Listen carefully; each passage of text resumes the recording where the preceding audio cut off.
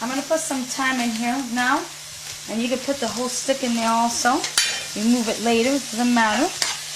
You know what I mean? Put some thyme, move it around. A couple pieces of pimento.